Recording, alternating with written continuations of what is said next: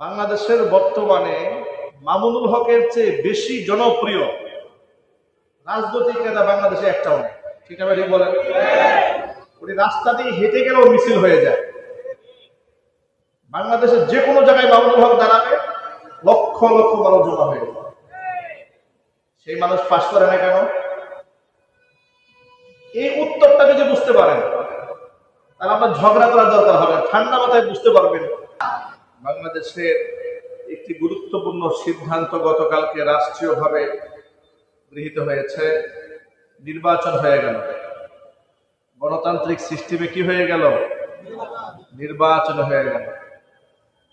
আমরা বারংবার আপনাদেরকে এই কথাই বোঝাবার চেষ্টা করেছি, একমাত্র আল্লাহর আইন ছাড়া পৃথিবীতে আপনি কোনোদিন শান্তি প্রতিষ্ঠা করতে পারবেন না।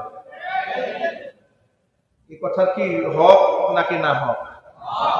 এই কথা সত্য না মিথ্যা?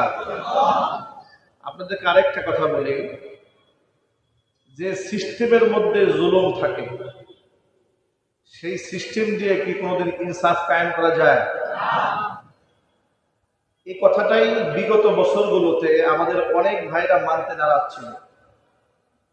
আমরা যখন গণতন্ত্রের বিরুদ্ধে কথা বলেছি, আমরা বলেছি গণতান্ত্রিক সিস্টেমে পৃথিবীতে কোনো রাষ্ট্রে কোনো দেশে ইসলাম কায়েম হয় নাই, ইনসাফও কায়েম হয় নাই।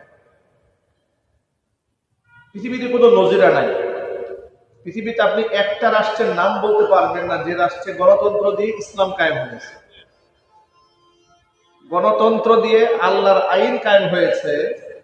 এর একটা এক্সাম্পল কি পৃথিবীতে কোথাও আছে? যদি বলেন আছে। এই জন্য আমরা বারংবার মুসলমানকে কথা বোঝাতে চাই,